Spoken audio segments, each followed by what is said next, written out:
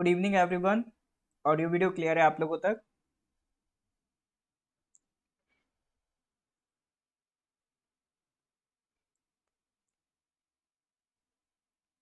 हाँ जी सर।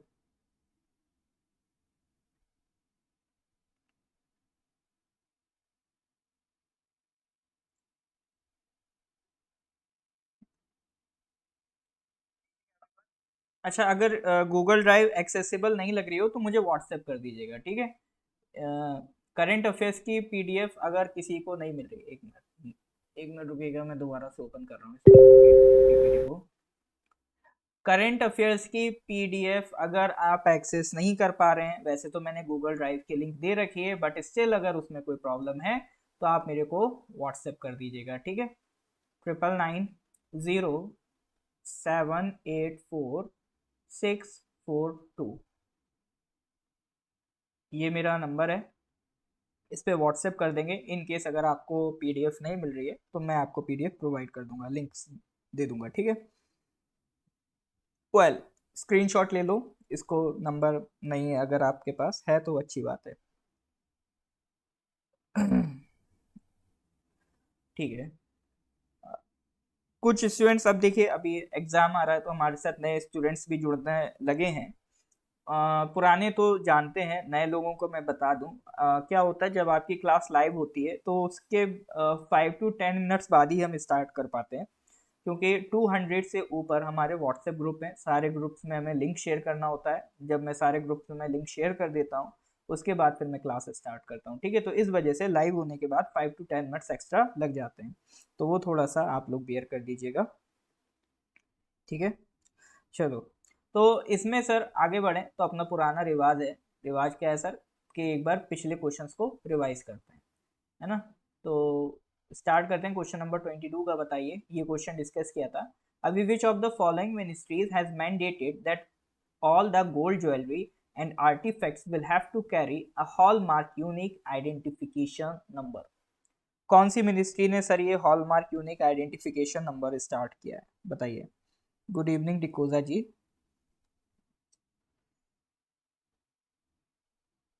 हाँ जी सर, ये हम लोग डिस्कस कर चुके हैं, एक बार रिवाइज कर रहे हैं बस। आई थिंक हाँ, लास्ट क्लास में 35 क्वेश्चंस हो गए थे अपने, है ना।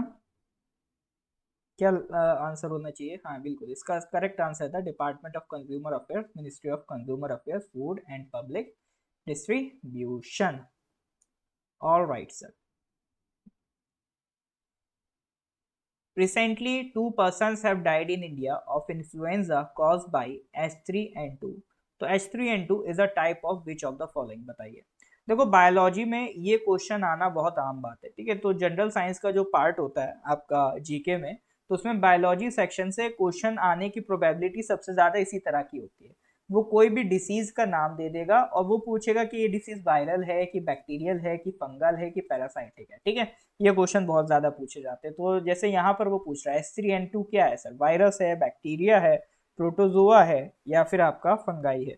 ये हम लोग डिस्कस कर चुके हैं, जल्दी बताइए। बिल्कुल सही बात है, इन्फ्लुएंजा वायरस ही होता है, ठीक है। इन्फ्लुएंजा लिखा है ना, इन्फ्लुएंजा का मतलब क्या है, वायरस। तो इसका भी आंसर क्या होगा, वायरस होगा। Alright sir. The elephant whisperers, अभी आपने एक नहीं नहीं, अरे ये भी डिस्कस नहीं हुआ, ठीक है। 45 तक हुए थे ना, तो ये 44 45, ठीक है। लास्ट क्वेश्चन हम लोगों ने ये डिस्कस किया था, a resurgent north east narratives of change. I think ये डिस्कस किया था। हाँ, ठीक है। किसका नाम पूछ रहे हैं आप, किसका नाम? हाँ, तो a resurgent north east narratives of change, ये किताब किसकी है, आशीष कुंद्रा की। तो 45 क्वेश्चंस हमारे हो गए थे लास्ट क्लास में। तो आज हम स्टार्ट करते हैं सर क्वेश्चन नंबर 46 से। तो क्वेश्चन नंबर 46 ये रहा आपकी स्क्रीन पर। बताइए sir, recently a parliamentary delegation from India attended the 146th assembly of the inter parliamentary union. It was held in which of the following countries? Qatar, United kingdom, Saudi Arabia, या फिर Bahrain, बताइए sir. Recently a parliamentary delegation from India attended the 146th assembly of the Inter-Parliamentary Union. It was held in which of the following countries? Qatar, United Kingdom, Saudi Arabia, Bahrain.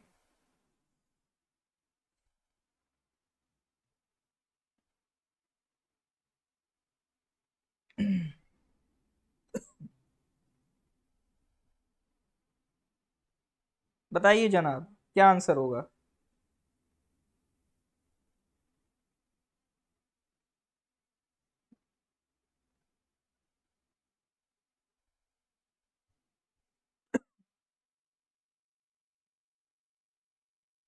A parliamentary delegation from India attended the 146th Assembly of the Inter-Parliamentary Union. It was held in which of the following countries? Qatar, United Kingdom, Saudi Arabia या फिर Bahrain? बताइए sir, correct answer क्या होगा?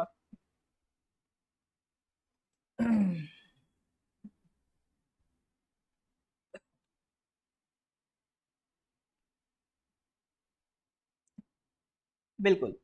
तो अभी इसका Bahrain में हो रहा है, जो अभी इसका सेशन हो रहा है, तो ये कहाँ पर हुआ था? बहरीन में। बहरीन की सबसे पहले तो मेरे को आप बताएंगे कैपिटल। हाँ जी सर, बहरीन की जरा कैपिटल बताइए।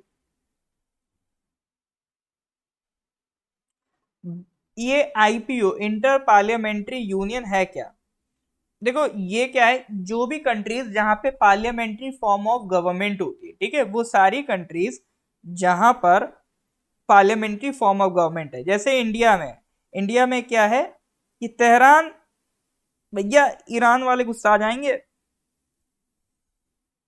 ईरान वाले गुस्सा आ जाएंगे। Capital is Manama, Manama, Bahrain की कैपिटल इज मनामा, ठीक है। तो इंटर पार्लियामेंट्री यूनियन क्या है? वो कंट्रीज जहां पर पार्लियामेंट्री फॉर्म ऑफ गवर्नमेंट होती है, तो ये उनका ग्रुप है।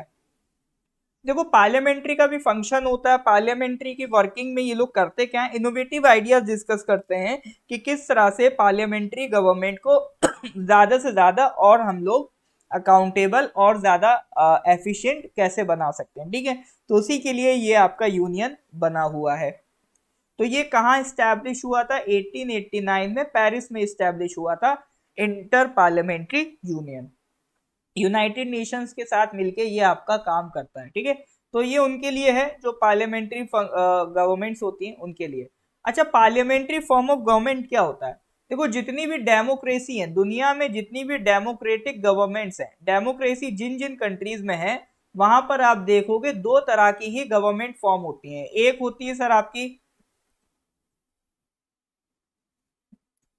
पार्लियामेंट्री फॉर्म ऑफ गवर्नमेंट, और एक होती है सर आपका प्रेसिडेंशियल फॉर्म ऑफ गवर्नमेंट, ठीक है। तो जहां जहां डेमोक्रेसी है वहां दो तरह की सरकारें आप देखोगे, एक होती है पार्लियामेंट्री फॉर्म ऑफ गवर्नमेंट, एक होती है presidential form of government. Parliamentary form of government का एग्जाम्पल जैसे यूनाइटेड किंगडम, इंडिया, हमारे पास क्या है? Parliamentary form of government. Presidential form of government for example USA, Canada, ये कैसी है? Presidential form of government. अब इसमें कोई डिफरेंस पूछे तो बताने के लिए तो बहुत सारे डिफरेंस है कि सब पार्लियामेंट्री फॉर्म ऑफ गवर्नमेंट में पार्लियामेंट होती है, पार्लियामेंट में जिसके पास मेजोरिटी होती है वो गवर्नमेंट फॉर्म करता है, वो प्राइम मिनिस्टर बनता है। प्रेसिडेंशियल में ऐसा नहीं होता है, हमारे यहाँ पार्लियामेंट चुनती है कि लीडर कौन होगा, प्राइम मिनिस्टर कौन होगा, लेकिन प्रेसिडेंशियल इलेक्शन में डायरेक्ट प्रेसिडेंट को जनता चुनती है। पार्लियामेंट्री में जो पीएम है वो डायरेक्ट नहीं चुना जाता है। पार्लियामेंट्री में अपने यहाँ जैसे दो हाउस हैं, लोकसभा राज्यसभा, तो लोकसभा में जिसकी मेजोरिटी होगी वो पीएम बनेगा। प्रेसिडेंशियल फॉर्म में ऐसा नहीं होता, यहाँ डायरेक्ट जनता किसको चुनती है? डायरेक्ट प्रेसिडेंट को चुनती है, ठीक है। तो ये एक डिफरेंस है। दूसरा एक जो बहुत बेसिक डिफरेंस है जो डायरेक्ट आपसे एग्जाम में पूछा जाएगा वो ये कि पार्लियामेंट्री फॉर्म ऑफ गवर्नमेंट में executive is responsible to legislative, यानी पार्लियामेंट्री फॉर्म ऑफ गवर्नमेंट में एग्जीक्यूटिव जो है वो लेजिस्लेटिव से छोटा होता है, ठीक है। पार्लियामेंट्री में executive is responsible to legislative, यानी एग्जीक्यूटिव को जवाब देना पड़ता है लेजिस्लेटिव को। लेजिस्लेटिव कौन है? लोकसभा, राज्यसभा, पार्लियामेंट। और एग्जीक्यूटिव कौन है? हमारा प्राइम मिनिस्टर। हमारे प्राइम मिनिस्टर और उनके जो काउंसिल ऑफ मिनिस्टर हैं उन्हें किनको रिप्लाई देना पड़ेगा? लेजिस्लेटिव। लेजिस्लेटिव यानी पार्लियामेंट। तो पार्लियामेंट्री फॉर्म ऑफ गवर्नमेंट में पार्लियामेंट के पास ज्यादा पावर है कंपेयर टू एग्जीक्यूटिव। इसमें कोई डाउट है क्या अर्जुन? एक के लाइव चल रहा है कि नहीं यार? इतना तो आइडिया लगाना सीखो आप लोग, लाइव चल रहा है कि रिकॉर्डिंग चल रहा है। ठीक है। प्रेसिडेंशियल फॉर्म ऑफ गवर्नमेंट में ऐसा नहीं होता है, इसमें एग्जीक्यूटिव को कोई जवाब नहीं देना पड़ता है लेजिस्लेटिव को। यहां पर executive is not responsible to legislative.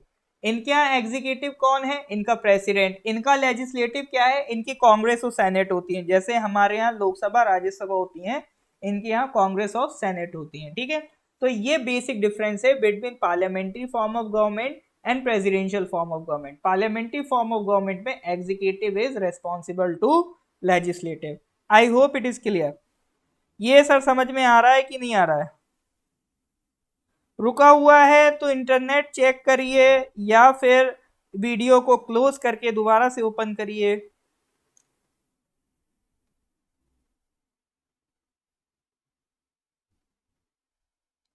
बताइए सर, तो डिफरेंस समझ में आ रहा है पार्लियामेंट्री या प्रेसिडेंशियल?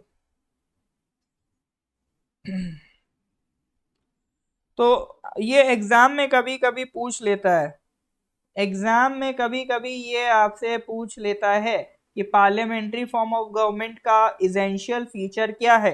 तो पार्लियामेंट्री फॉर्म ऑफ गवर्नमेंट का इसेंशियल फीचर है कि executive is responsible to legislative. ठीक है, इसको ध्यान रखिएगा।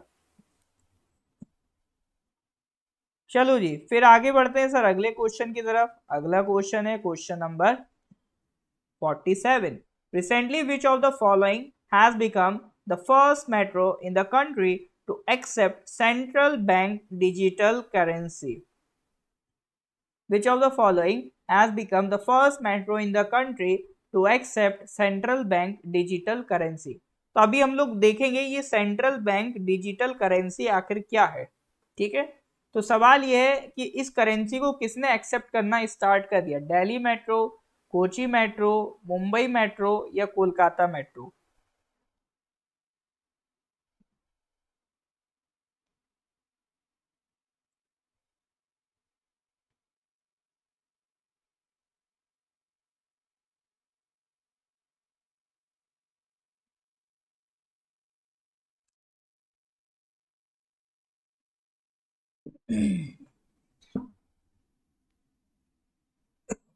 बताइए sir. Correct answer is Kochi metro. Kochi metro ने central bank digital currency accept करना स्टार्ट कर दिया है। अब सर सवाल आता है ये सेंट्रल बैंक डिजिटल करेंसी है क्या? तो इसके लिए सबसे पहले मैं बताऊं, आपने एक क्रिप्टो करेंसी का नाम सुना होगा। क्रिप्टो करेंसी सुना है? क्रिप्टो करेंसी क्या है? ये डिजिटल करेंसी है। क्रिप्टो करेंसी जैसे कि आपका मान लो बिटकॉइन, ठीक है, ठीक है, डॉज कॉइन, ये सब क्या है? क्रिप्टो करेंसी है। तो ये एक डिजिटल करेंसी है, मतलब इनको आप कहीं प्रिंट नहीं कर रहे हो। जैसे बाकी दुनिया भर में जितनी भी करेंसी हैं, जैसे आपका डॉलर है, पाउंड है, ठीक है, रुपी है, जो भी करेंसीज हैं उसे कोई ना कोई बैंक प्रिंट जरूर कर रहा है, वो प्रिंट हो रही हैं। ठीक है, उन्हें कोई बैंक इशू कर रहा है, किसी कंट्री का सेंट्रल बैंक, और उन्हें प्रिंट किया जाता है। लेकिन बिटकॉइन एक ऐसी डिजिटल करेंसी है जो प्रिंट नहीं की जाती है, इट जस्ट एग्जिस्ट ऑनलाइन। ऐसा नहीं होगा कि कल आपके अकाउंट में 4 बिटकॉइन पड़े तो आप एटीएम गए, बिटकॉइन प्रिंट कर लाए। जैसे बिटकॉइन को लोग रिप्रेजेंट करने के लिए इस तरह का सिंबल बनाते हैं, तो ऐसा नहीं होगा कि आप कल एटीएम गए और वहां से 4 इस तरह के कॉइन निकाल लाए जिसे आप बिटकॉइन कहो। बिटकॉइन फिजिकली एग्जिस्ट नहीं करते, it's just an online currency, ये डिजिटल करेंसी है। लेकिन बिटकॉइन, डॉज कॉइन, ये सारी क्रिप्टो करेंसीज जो हैं, इनको रेगुलेट करने के लिए, इनको इशू करने के लिए कोई सेंट्रल बैंक नहीं है, कोई मेन अथॉरिटी नहीं है जो इन्हें इशू कर रहा हो। ये बस चलते जा रहे हैं, ये बस भरोसे के टर्म पे चलते जा रहे हैं। कल बिटकॉइन क्रैश हो गया तो किसी के ऊपर रिस्पॉन्सिबिलिटी नहीं है, कल गायब हो जाए मार्केट से। ठीक है, तो बिटकॉइन जस्ट चलता ही जा रहा है, ठीक है, इसको कोई रेगुलेट करने वाला नहीं है, इसको कोई इशू करने वाली बॉडी नहीं है। लेकिन अब इंडियन गवर्नमेंट में जो हमारी सेंट्रल बैंक है आरबीआई, उसने सोचा हम भी इसी तरह की डिजिटल करेंसी निकालते हैं। क्रिप्टो करेंसी का मेन यूज कुछ नहीं है, परचेज करने, कोई भी करेंसी होती है उसका ये यूज होता है आप उससे परचेज करो, उससे कुछ परचेज कर पा रहे हो। जैसे आज के टाइम पे, जैसे अभी टेस्ला ने कहा था हम बिटकॉइंस एक्सेप्ट कर रहे हैं, यानी अगर आपके पास बिटकॉइंस है तो आप बिटकॉइंस देकर टेस्ला की गाड़ी खरीद सकते हो। जैसे हो सकता है वो डॉलर्स में भी आपका एक्सेप्ट करे कि आप डॉलर में भी पेमेंट कर सकते हो, बिटकॉइन में भी पेमेंट कर सकते हो, तो वो एक पेमेंट करने के लिए बस एक करेंसी है। एक बिटकॉइन में लाखों रुपए होते हैं, ठीक है, फ्लक्चुएट होता रहता है, गूगल कर लेना, ये आपको आंसर मिल जाएगा। तो आरबीआई ने कहा ठीक है सर, हम भी एक डिजिटल करेंसी इशू करते हैं, जैसे बिटकॉइन एक डिजिटल करेंसी है, तो आरबीआई ने कहा हम भी एक डिजिटल करेंसी इशू करते हैं। तो उसी को हम क्या कह रहे हैं, सेंट्रल बैंक डिजिटल करेंसी। ठीक है, तो जो आरबीआई ने अभी करेंसी यूज की है उसी को हम क्या कह रहे हैं, central bank digital currency. Shopping कर सकते हैं बिटकॉइन से, अगर जो सेलर अगर बिटकॉइन एक्सेप्ट कर रहा है तो आप शॉपिंग कर सकते हैं। तो सेलर पे डिपेंड करता है ना कि वो बिटकॉइन एक्सेप्ट कर रहा है कि नहीं कर रहा है। अब जैसे हम ऑनलाइन पेमेंट करते हैं तो ऑनलाइन पेमेंट हर जगह तो नहीं कर सकते ना, अगर दुकानदार मना कर दे नहीं हम ऑनलाइन पेमेंट एक्सेप्ट नहीं करते तो कैसे करोगे आप, उसी तरह की चीज है बस ये। तो आरबीआई ने भी एक अपनी खुद की डिजिटल करेंसी इशू करी है, उसे हम कह रहे हैं सेंट्रल बैंक डिजिटल करेंसी। ठीक है, अब इसमें होगा क्या, इसको आप अकाउंट में कैश नहीं करा सकते, आप इसको फिजिकली नहीं निकाल सकते। जैसे अभी आपके पास जो पैसा है, जैसे मान लो आपके अकाउंट में 1 लाख रुपए अगर पड़े हुए हैं, तो एक तरीके से तो ये भी डिजिटल करेंसी है, लेकिन आप अगर चाहो तो इसको कैश में निकाल सकते हो। लेकिन ये जो डिजिटल करेंसी है इसे आप कैश में नहीं निकाल सकते, ये आपका ऑनलाइन का ऑनलाइन ही रहेगा। तो इससे आरबीआई को फायदा क्या है, आरबीआई को कैश प्रिंट नहीं करना पड़ेगा, क्योंकि देखो आरबीआई को ये खर्चे उठाने पड़ते हैं, जैसे नया कैश प्रिंट करना है उसका खर्चा, ठीक है, और जो पुराना कैश है, जैसे आज जो 10 रुपए का नोट चल रहा है, तो ये अगले 20 साल तक तो नहीं चलेगा ना सर, हो सकता है बीच में ये खराब हो जाए, तो खराब होके किसके पास चला जाता है, आरबीआई के पास वापस चला जाता है, फिर दोबारा आरबीआई नया 10 रुपए का नोट प्रिंट करती है। तो कोई भी नोट को प्रिंट करने में जो खर्चा आता है वो कौन उठाता है, आरबीआई उठाएगी। ठीक है, आरबीआई उठाएगी। तो अगर वो डिजिटल करेंसी इशू करती है तो उसे बार बार उसे प्रिंट तो नहीं करना पड़ेगा ना। जैसे अगर अभी कोई 10 रुपए का नोट इशू करा आरबीआई ने, तो कुछ टाइम बाद दोबारा करना पड़ेगा, क्योंकि ये क्या है, फिजिकल नोट है। तो ये जिस दिन खराब हो जाएगा, फट जाएगा, तो इसकी वैल्यू खत्म। लेकिन डिजिटल करेंसी के साथ तो सर ऐसा नहीं है, एक बार डिजिटल करेंसी इशू हो गई तो लाइफ टाइम चलेगी, क्योंकि डिजिटल करेंसी में तो ऐसा नहीं होगा ना कि पानी में गिर गई डिजिटल करेंसी, या उसको फाड़ दिया किसी ने, या उसमें आग लग गई, या वो डिजिटल करेंसी जेब में रह गई तो वॉशिंग मशीन में धुल गई। तो ये सारी दिक्कतें जो फिजिकल करेंसी के साथ हैं डिजिटल करेंसी के साथ नहीं होंगी। ठीक है, तो इसीलिए आरबीआई ने इशू करी है एक डिजिटल फॉर्म ऑफ करेंसी, जिसे हम कह रहे हैं सेंट्रल बैंक डिजिटल करेंसीज। ठीक है, ये भी एक फियाट करेंसी की ही तरह होती है। फियाट करेंसी कौन सी करेंसी होती है, ये वो करेंसी होती है जिसको कोई बैंक रेगुलेट कर रही हो, कोई कंट्री की सेंट्रल बैंक अगर उस करेंसी को रेगुलेट कर रही हो तो वो करेंसी कहलाती है फियाट करेंसी। जैसे डॉलर है, पाउंड है, रुपया है, ये सब क्या है, ये सब आपका फियाट करेंसी की कैटेगरी में आते हैं। ठीक है, तो ये सेंट्रल बैंक डिजिटल करेंसी का एग्जाम्पल क्लियर है कि नहीं, इज दैट क्लियर और नॉट। ठीक है, हाँ जी, समझ पा रहे हैं कि नहीं समझ पा रहे हैं, सेंट्रल बैंक डिजिटल करेंसी का कंसेप्ट क्लियर है कि नहीं है।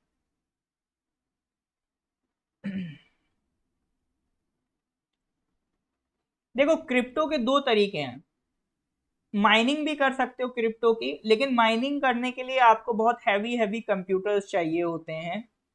तो अब वो हैवी कंप्यूटर्स तो हमारे पास नहीं है ना सर, तो हम खरीद सकते हैं, तो जिसने माइन कर लिया हम उससे खरीद लेंगे।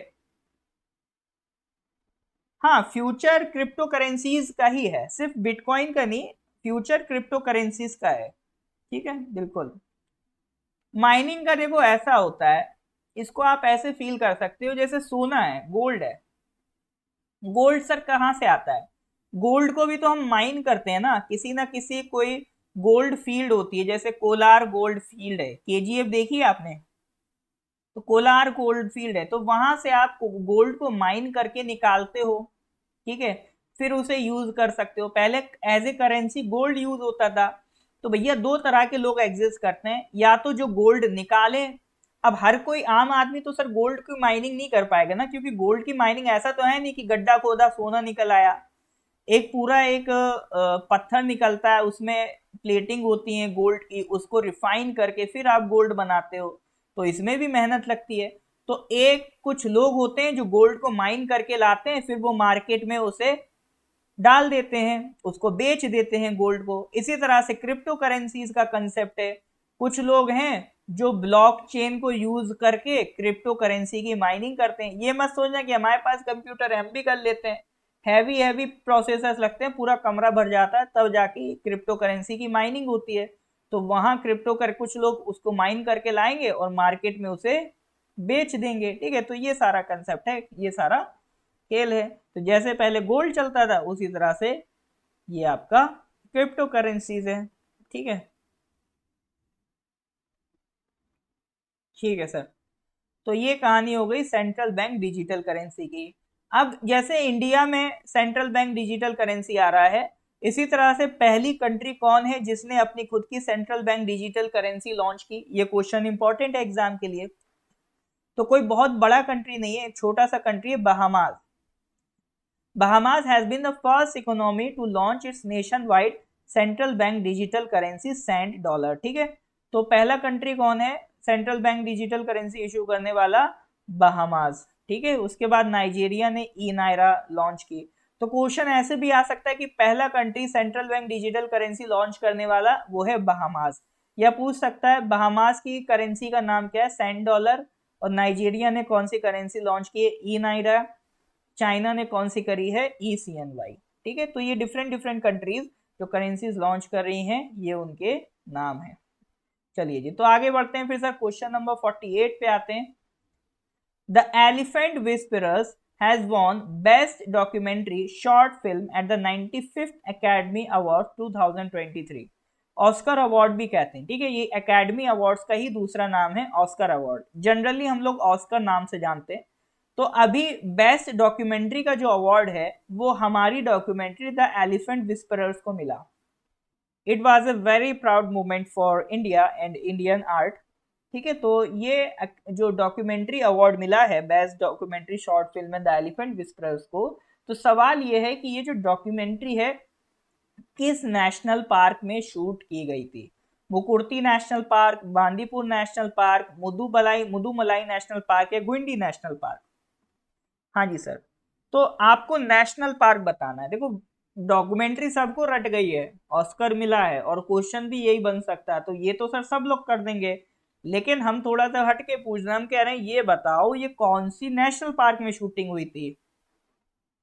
तमिलनाडु में तो सर मुद्दुमलाई भी है, तमिलनाडु में तो मुकुर्ती भी है, तमिलनाडु में तो गुंडी भी है। तो आपको बताना है इनमें से कौन सा नेशनल पार्क में शूटिंग हुई थी।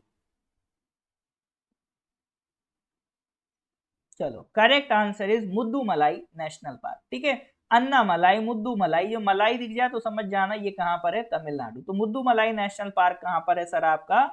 ये है तमिलनाडु में। ठीक है, ये मुद्दुमलाई आपका टाइगर रिजर्व भी है। ठीक है, मुद्दुमलाई आपका टाइगर रिजर्व भी है। तो यहाँ पर आपका ये द एलिफेंट विस्परस ये डॉक्यूमेंट्री की शूटिंग हुई है। ठीक है, इसके डायरेक्टर के भी नाम याद रख लीजिएगा, कार्तिकी गोंसाल्वेज, और प्रोड्यूसर का नाम है गुनीत मोंगा। ठीक है, ये बेस्ड है एक दो पर्सन है, एक बोमन और उसकी वाइफ बैली। ठीक है, दो लोग हैं, बोमन और उनकी वाइफ बैली। वो करते क्या है, वो जो ऑर्फन्ड एलिफेंट काल्स हैं, एलिफेंट काल्स मतलब एलिफेंट के बच्चे, जिनके मतलब माँ जो जिनके पेरेंट एलिफेंट्स नहीं है, वो ऑर्फन्ड है, अनाथ हैं, उनको ये लोग पाल पोस के बड़ा करते हैं। ठीक है, और वो किस ट्राइब से बिलोंग करते हैं? वो बिलोंग करते हैं कट्टू नायकन ट्राइब, कट्टू नायकन ट्राइब से बिलोंग करते हैं, ठीक है। तो इंडिया में 75 पार्टिकुलरली वल्नरेबल ट्राइबल ग्रुप्स हैं, ठीक है। पार्टिकुलरली वल्नरेबल ट्राइबल ग्रुप्स हैं, उनमें से एक ट्राइब है आपका कट्टू नायकन ट्राइब, उससे बोमन और बेली बिलोंग करते हैं, जो इस मूवी में दिखाए गए हैं, ठीक है। इस डॉक्यूमेंट्री का जो मेन पर्पज है वो ये दिखाना है कि किस तरह से ह्यूमन और एनिमल को एग्जिस्ट कर सकते हैं, ठीक है। ह्यूमन एनिमल एक साथ किस तरह से रह सकते हैं, इस चीज को दिखाने के लिए ही ये डॉक्यूमेंट्री बनाई गई है। क्योंकि आज के टाइम में अगर आप देखोगे तो ह्यूमन एनिमल कॉन्फ्लिक्ट बहुत बढ़ता जा रहा है। क्योंकि हम लोग क्या कर रहे हैं, ये मान लो फॉरेस्ट था, फॉरेस्ट के बीच में से रोड निकाल दी। अब भैया आपने रोड निकाल दी, अब जानवर को क्या पता, किसी एनिमल को क्या पता, एलिफेंट को क्या पता कि यहाँ पर रोड निकली है। तो कई बार क्या होता है, यहाँ से कोई एलिफेंट या कोई एनिमल रोड क्रॉस कर रहा होता है, हाईवे बन गया रास्ते में, तो यहाँ से कोई ट्रक निकला या कोई गाड़ी निकली, वो हो गया इनका क्लैश और यहाँ हो गया एक्सीडेंट। या हो सकता है रोड बन जाए, यहाँ से कोई हाई टेंशन वायर निकल जाए, एलिफेंट इससे टच हो जाए तो एलिफेंट की जान चली जाती है। तो इस तरह से जैसे जैसे हम डेवलपमेंट करते जा रहे हैं तो ह्यूमन एनिमल कॉन्फ्लिक्ट भी बढ़ता जा रहा है, ठीक है। तो उसी को किस तरह से कंट्रोल किया जा रहा है, किया जा सकता है, किस तरह से ह्यूमन एनिमल को एग्जिस्ट कर सकते हैं, इसी को शो करती है आपका ये डॉक्यूमेंट्री एलिफेंट विस्परर्स, ठीक है। ये ध्यान रखिएगा। तो मुद्दुमलाई टाइगर रिजर्व कहाँ है? नीलगिरी डिस्ट्रिक्ट ऑफ तमिलनाडु में। तो 3 स्टेट्स का एरिया ये कवर करता है, कर्नाटका, केरला एंड तमिलनाडु, ठीक है। चलिए सर, तो यहाँ पे बहुत लंबी लंबी घासें हैं, उनको एलिफेंट ग्रास भी कहते हैं, उन ग्रासेस को, ठीक है। तो that is about Mudumalai national park and the elephant whisperers. I hope it is clear now. Next question पे आते हैं, question number 49। Which of the following has won the Best Original Song Award at the 95th Academy Award 2023? तो इस बार के Oscar हमें मतलब सिर्फ एक नहीं मिला है, 2 ऑस्कर मिले। एक तो सर डॉक्यूमेंट्री के लिए मिला है, एक मिला है बेस्ट ओरिजिनल सॉन्ग। तो वो कौन सा सॉन्ग है sir? Naatu Naatu from RRR, hold my hand, या लिफ्ट मी अप, या अपलॉज। बताइए सर, ये 4 में से किस गाने को बेस्ट ओरिजिनल सॉन्ग का अवार्ड मिला है? तो ये सर खाता खोलने वाले सवाल हैं, ठीक है। इसको सब अटेम्प्ट करो, ये खाता खोलने वाले सवाल हैं कि ये तो सर गलत नहीं होने चाहिए, ठीक है। Lift me up is a nice song, गाना अच्छा है, लेकिन उतना एक्सपेक्टेशन वाली मूवी नहीं बनाई जितना वकांडा फॉरएवर से एक्सपेक्ट किया था, उतना मजा नहीं आया। मेरा दिल टूट गया था मूवी देखने के बाद, बहुत कुछ एक्सपेक्ट था इसमें। चलो जी, कोई बात नहीं।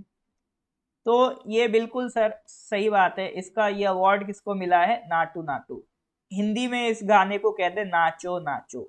तो नाटू नाटू को ये अवार्ड मिला है। इसमें म्यूजिक डायरेक्टर का नाम ध्यान रखेंगे, Keeravani, MM Keeravani is the music director. Lyricist हैं चंद्र बोस, सिंगर हैं राहुल सिप्लीगुंज और काला भैरव, ठीक है। कोरियोग्राफर हैं प्रेम रक्षित। तो ये कुछ रिगार्डिंग दिस सॉन्ग, ये डिटेल्स याद रखिएगा, किसी एग्जाम में पूछा जा सकता है ना। चलो, ये इस तरह से ऑस्कर अवार्ड आपका दिखाई देता है। ऑस्कर से रिलेटेड कुछ जानकारी देख लेते हैं।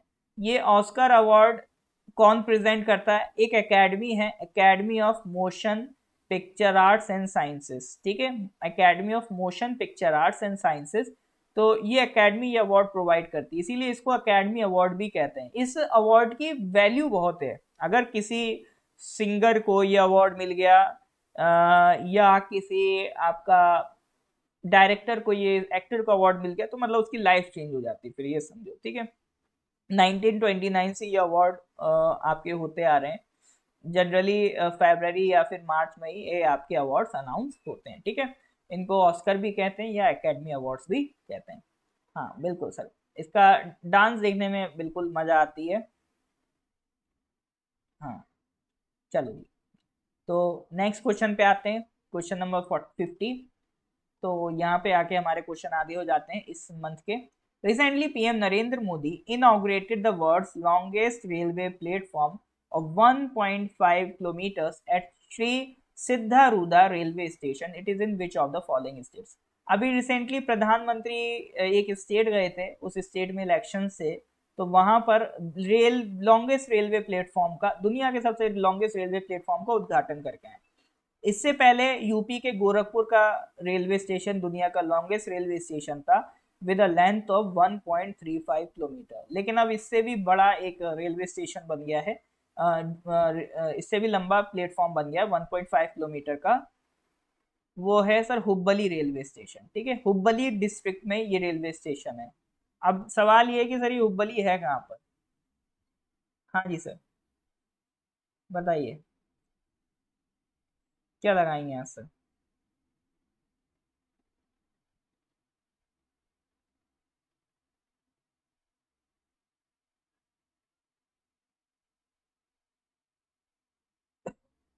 बिल्कुल sir, correct answer is Karnataka. ठीक है, तो world's longest railway platform of 1.5 kilometres in the Hubballi district is in Karnataka. ठीक है,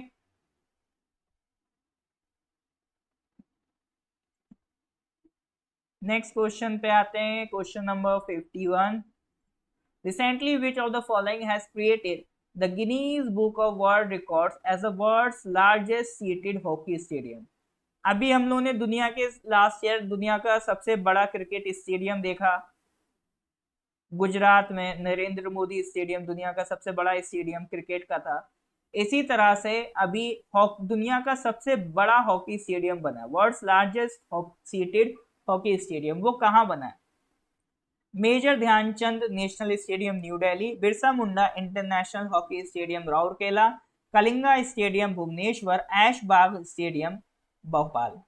एक हिंट में देना चाहूंगा, हिंट ये है कि आपका इंडिया में अगर हॉकी के लिए सबसे बेहतरीन कोई काम कर रहा है तो वो है उड़ीसा। इंडिया में हॉकी के लिए जो सबसे तगड़ा काम जिस स्टेट में हो रहा है वो है उड़ीसा। ठीक है, देखो ध्यानचंद हॉकी से रिलेटेड थे, इससे मतलब ये नहीं कि वो स्टेडियम भी उनका हॉकी का, और वैसे भी वर्ल्ड्स लार्जेस्ट की पूछ है तो हो सकता है और भी कोई स्टेडियम बनाओ। आप मेजर ध्यानचंद लगा रहे हैं, इस हिसाब से तो मतलब फिर क्या कहते हैं, जो सबसे बड़ा क्रिकेट का स्टेडियम है गुजरात अहमदाबाद में, उसका नाम तो मतलब फिर क्या सचिन तेंदुलकर होना चाहिए था, लेकिन उसका नाम तो नरेंद्र मोदी स्टेडियम है, तो जरूरी नहीं है उन्हीं पर्सनैलिटी के नाम पे हो, है ना? बिल्कुल सर, तो इसका correct answer is Rourkela is in Orissa. तो उड़ीसा के राउरकेला में अभी एक स्टेडियम बना है, बिरसा मुंडा इंटरनेशनल स्टेडियम, तो वो क्या है, सबसे largest city hockey stadium in the world है। तो यहाँ पर थोड़ा सा बिरसा मुंडा जी के बारे में बात कर लेते हैं। बिरसा मुंडा जो थे ये आपका मुंडा ट्राइब से बिलोंग करते थे इन द छोटा नागपुर प्लेट्यू एरिया। ये आज का जो झारखंड वाला एरिया है, झारखंड और उड़ीसा वाला जो एरिया है वहां पर लाई करता है, झारखंड और उड़ीसा वाला जो आज का एरिया है, तो वहां ये आप देखोगे छोटा नागपुर प्लेट्यू वाला एरिया लाई करता है। तो उसमें से आपका मुंडा ट्राइब से बिलोंग करते थे बिरसा मुंडा जी। इनकी जन्म तिथि है 15 नवंबर 1875। ठीक है, 1875 में इनका जन्म हुआ था। इनको क्यों जाना जाता है, बिरसा मुंडा जी को याद इसलिए करते हैं क्योंकि इन्होंने ब्रिटिशर्स के अगेंस्ट लोहा लिया था, ब्रिटिशर्स से अगेंस्ट रिवॉल्ट किया था, क्योंकि इनका जो गांव था वहां पर ये देख रहे थे किस तरह से जो ब्रिटिशर्स की लैंड पॉलिसीज हैं उनका ट्रेडिशनल लैंड सिस्टम खत्म कर रहे थे। यानी जैसे मुंडा ट्राइब में क्या होता था कि जो पूरा लैंड होता था वो पूरी ट्राइब का लैंड होता था, कलेक्टिव फार्मिंग वो लोग करते थे, लेकिन ब्रिटिशर्स धीरे धीरे से बाहर के लोगों को यहाँ पर जमींदार बना रहे थे और इनके जो ट्राइबल लैंड्स थे उनको ग्रैब करते जा रहे थे। Hindu landlords and money lenders were taking over their land. Missionaries were criticizing their traditional culture. तो उनका कल्चर पर अटैक हो रहा है, उनका लैंड छीन रहे हैं, तो भैया वो कहाँ तक छुप रहेंगे? ठीक है, तो उन्होंने अलग अलग मूवमेंट चलाई। उनका मूवमेंट का नाम था उलगुलन या फिर द ग्रेट टुमुल्ट। ये मूवमेंट उन्होंने चलाई और अगेंस्ट ब्रिटिशर्स उन्होंने फाइट किया। ठीक है, उन्होंने ट्रेडिशनल सिंबल्स लैंग्वेज को यूज किया और लोगों को जगाया और लोगों को रिक्वेस्ट की कि ये जो आपके यूरोपियंस आए हैं, ये जो आउटसाइडर्स आए हैं, उनको क्या करो, डिस्ट्रॉय करो। उनको उन्होंने कहा था रावण। ठीक है, जो आपका रामचरितमानस वो जो आपका कैरेक्टर है रावण, रावण उनको कहा, रावण मतलब उनको डिकूज भी कहते थे, जो आउटसाइडर्स थे उनको ये लोग अपनी भाषा में डिकूज भी कहते थे, ठीक है। और बिरसा मुंडा जी ने कहा कि देखो हम लोग मुंडा ट्राइब इतने महान लोग हैं, इतने सालों से एग्रीकल्चर कर रहे हैं, खेती कर रहे हैं, ये कौन होते हैं बाहर के लोग जो आ गए हमारा लैंड छीनने, तो इनको बाहर निकालो। तो ये उन्होंने लोगों को इकट्ठा किया, ठीक है। और जो उन यूरोपियंस के सिंबल थे और यूरोपियन पावर के सिंबल थे उनको अटैक किया, पुलिस स्टेशन पे अटैक किया, चर्चेज पे अटैक किया, उनकी प्रॉपर्टी पे रेड करी, है ना, and raided the property of money lenders and zamindar. They raise the white flag as a symbol of Birsa Raj. उन्होंने फिर वहां से इनको इनकी प्रॉपर्टी पे अटैक करके उन्होंने फिर क्या करा, एक व्हाइट फ्लैग को रेज किया और कहा कि अब से बिरसा राज स्टार्ट हो जाता है। बाद में चल के 1900 तक आते आते बिरसा मुंडा जी को ब्रिटिश पुलिस अरेस्ट कर लेगी, और अरेस्ट करने के बाद उनकी जेल जेल में ही डेथ हो जाएगी, कॉलरा की वजह से जेल में ही उनकी डेथ हो जाती है। फिर बिरसा मुंडा को,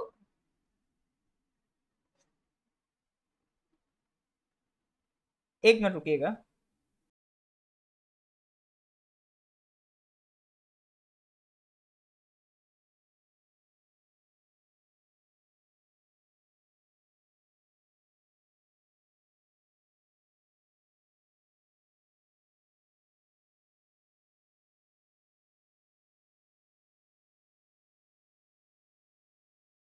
हाँ जी।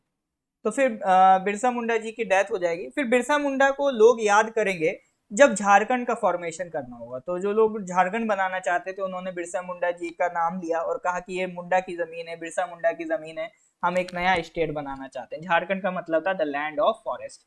तो फिर बिहार से झारखंड अलग होता है। तो ये देखो बिहार से झारखंड बनने की जो डेट है वो उन्होंने क्या रखी, 15 नवंबर 2000। तो ये 15 नवंबर क्या सिग्निफाई करता है, birth anniversary of Birsa Munda, ठीक है। तो वहां से बिहार से अलग करके एक नया स्टेट क्रिएट हुआ झारखंड, ठीक है। झारखंड इंडिया के लिए क्यों इंपॉर्टेंट है, क्योंकि झारखंड में इंडिया के 40% मिनरल रिजर्व है। आप समझ रहे हो झारखंड इंडिया के लिए क्यों इंपॉर्टेंट है, क्योंकि झारखंड में इंडिया का 40% मिनरल रिजर्व है और 29% कोल रिजर्व है ऑल ओवर इंडिया का। 32 ट्राइबल ग्रुप्स हैं जिसमें मुंडा हैं, कोल हैं, संथल हैं, उरांव हैं, खोंद हैं, असुर हैं, गोंड हैं, ये वहाँ की मेजर ट्राइब्स हैं, ठीक है। तो एक लंबी कहानी थी, डिटेल्ड कहानी थी, लेकिन ये सारी ऐसी चीजें हैं जिन पे क्वेश्चन बन जाते हैं। तो ये मैंने ऐसा नहीं कि आपका टाइम वेस्ट किया या आपको बेकार चीज पढ़ाई, ये जितने भी फैक्ट्स मैंने यहाँ पर मेंशन कर रखे हैं, जितने भी फैक्ट्स मैंने यहाँ पर लिख रखे हैं, ये सब अपने आप में आपके एक्स्ट्रा क्वेश्चन से जो बन जाते हैं। और इसी को कवर कराने के लिए हम करंट अफेयर्स करते हैं, ठीक है। करंट अफेयर्स मेरा मेन पर्पज यही होता है, इसी तरह की जो एक्स्ट्रा टॉपिक्स हैं, एक्स्ट्रा चीजें हैं, वो आप कवर करते चले जाओ, ताकि जब आप एग्जाम देने जाओ तो आपको कुछ नया ना लगे। जो वास्टनेस होती है ना कि जीके में कुछ भी पूछ लेते हैं, तो अपन भी कुछ भी पढ़ाते हैं जो आपके एग्जाम में पूछ सकते हैं, ठीक है। तब जाके आपकी जीके की वास्टनेस कवर होती है। चलो जी, तो यहाँ तक अगर समझ में आ गया हो, बिरसा मुंडा की कहानी अच्छी लगी हो, तो एक बार लाइक कर देंगे वीडियो। फिर हम लोग सर आगे बढ़ते हैं अगले क्वेश्चन की तरफ। Question number 52, recently which of the following ministries through a gazette notification has brought virtual digital assets under the Prevention of Money Laundering Act 2002? बताइए sir.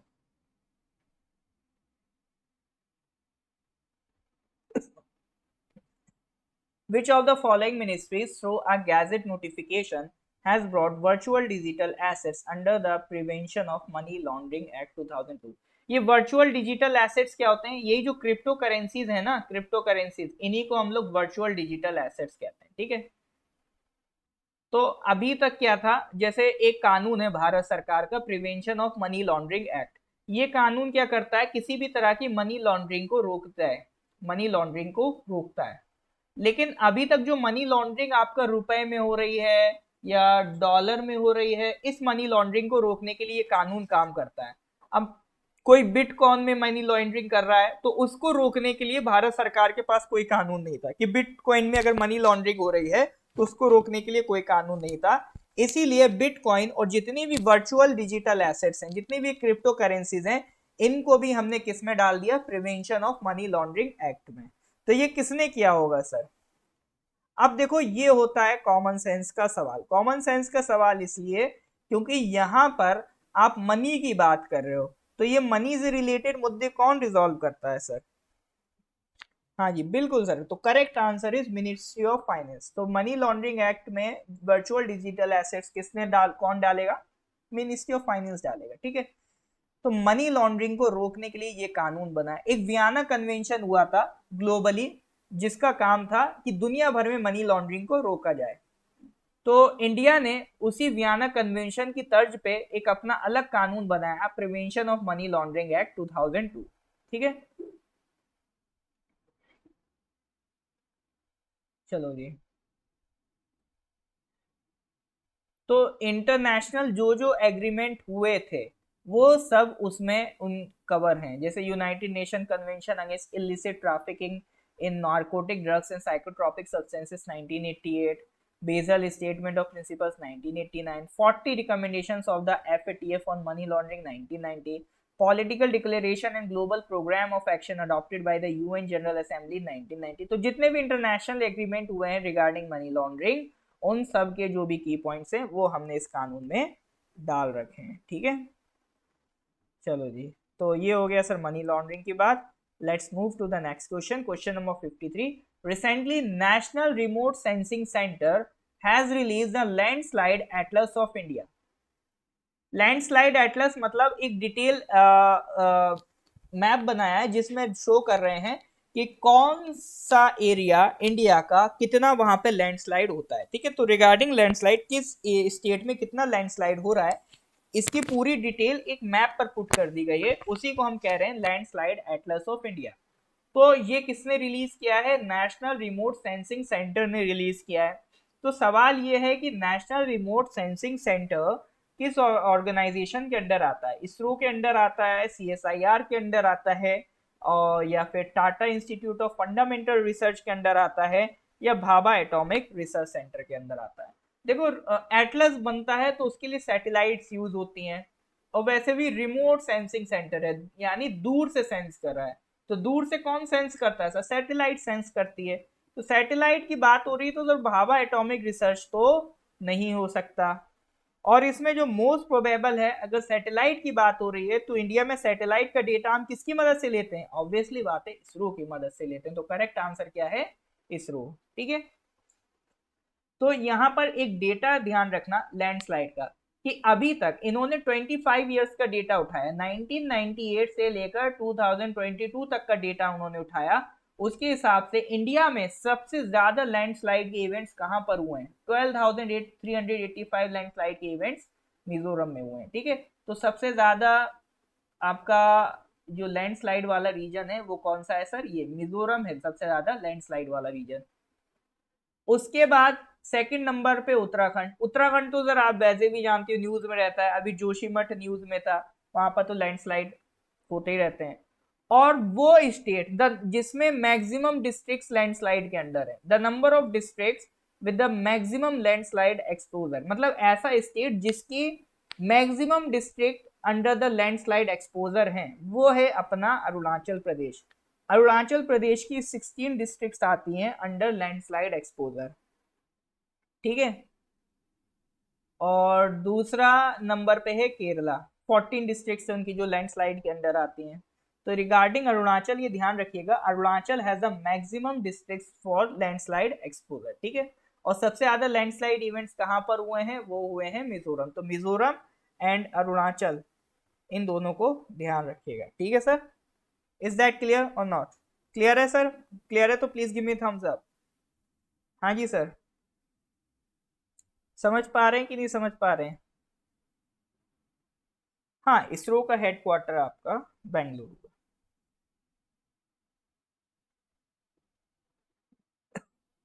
Alright sir, question number 54। Bipin the man behind the uniform, who is the author of this book? इस किताब के author कौन है? देखो, Bipin the man behind the uniform ये हमारे जो first chief defence of staff, first CDS, ये क्वेश्चन बन सकता है, who was the first CDS of India? General Bipin Rawat जो है उनके ऊपर ये आपका किताब लिखी गई है। तो ये किसने लिखी है? शिव अरोड़ ने, सुशांत सिंह ने, हरबख्श सिंह ने, या रचना बिष्ट रावत ने? हाँ जी सर, करेक्ट आंसर बताइए।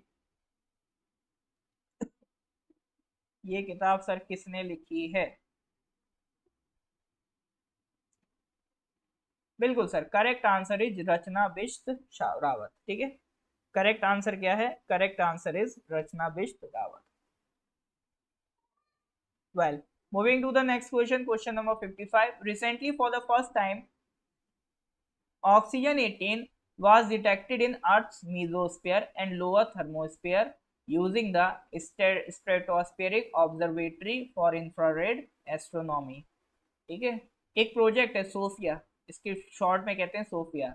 तो नासा और कौन सी एजेंसी मिलके चला रही है? तो एक प्रोजेक्ट है सोफिया, वो कौन सी एजेंसी मिलके चला रही है? मतलब सवाल यह है कि सोफिया एक प्रोजेक्ट है, उसको एक तो नासा चला रहा है, नासा के साथ वो कौन सी दूसरी ऑर्गेनाइजेशन है जो चला रही है? इसरो है, इटालियन स्पेस एजेंसी है, जर्मन एरो स्पेस एजेंसी या कैनेडियन स्पेस एजेंसी है। इन्होंने क्या डिस्कवर किया? ऑक्सीजन 18 डिस्कवर किया। कहाँ डिस्कवर किया? अर्थ के मीजोस्फीयर में। मीजोस्फीयर कहाँ है? अगर ये अर्थ है तो ये वाली लेयर ट्रोपोस्फीयर है, उसके ऊपर ये स्ट्रेटोस्फीयर है, स्ट्रेटोस्फीयर के ऊपर मीजोस्फीयर है, उसके ऊपर ये आपका थर्मोस्फीयर है। ठीक है, तो मीजोस्फीयर और लोअर थर्मोस्फीयर, इस रीजन में उन्होंने क्या डिस्कवर किया है? ऑक्सीजन 18 को डिस्कवर किया है। जबकि इस रीजन में बहुत ही रेरिफाइड गैसेस रहती हैं, यहाँ गैसेस मिलना लगभग खत्म हो जाती हैं। ठीक है, तो नासा ने किसके साथ मिलके ये प्रोजेक्ट चलाया है? सोफिया। तो करेक्ट आंसर है, मतलब हर काम इसरो नहीं करती है, ठीक है, थोड़ा आराम भी दे दिया करो इसरो को। हर चीज में इसरो, मतलब बाकी कंट्रीज के तो एरोस्पेस सेंटर एग्जिस्ट ही नहीं करते हैं सर, ये नासा ने जर्मन एरोस्पेस सेंटर के साथ मिलकर प्रोग्राम चलाया। ठीक है, तो अभी आप ये ध्यान रख सकते हो, आप जानते हो अगर ये क्वेश्चन आया तो सोफिया नाम तो सर इंडियन नेम लग रहा है ना, तो ये क्वेश्चन आया तो 99% जनता तुक्का मार के आएगी गलत। तो अब अगर ये क्वेश्चन आ गया तो आपको तुक्का सही मारना है। ठीक है, तो अब गलती नहीं करनी। ठीक है, तो ध्यान रखेंगे। तो सोफिया जो प्रोजेक्ट है नासा और जर्मन एरोस्पेस सेंटर मिलके चला रहे हैं। इन्होंने 2020 में वाटर डिस्कवर किया था on the sun facing side of the moon पर। हीलियम हाइड्राइड डिस्कवर किया था। ठीक है, जो दुनिया में पहला मॉलिक्यूल जो बना है, ये भी क्वेश्चन ध्यान रखना, दुनिया में पहला मॉलिक्यूल जो बना है, the first molecule formed in the universe, it was a helium hydride. ठीक है, atmospheric circular patterns in Jupiter, उसको भी आइडेंटिफाई किया है। ठीक है, मिल्की वे की जो स्पाइरल आर्म्स, जैसे हमारी गैलेक्सी कुछ इस तरह की है ना, स्पाइरल आर्म्स, तो इसी तरह की एक आर्म है ओरायन, जिसमें हमारा सोलर सिस्टम है। इसी तरह से एक आर्म का नाम है G47। तो उस स्पाइरल आर्म में मैग्नेटिक फील्ड मैपिंग का काम भी किसने किया? सोफिया ने। तो मतलब काफी बड़े बड़े प्रोजेक्ट सोफिया ने किए हैं। ठीक है, चलो, नहीं हार्मफुल तो नहीं है ऑक्सीजन 18, जो हम लोग ऑक्सीजन देखते हैं। ठीक है,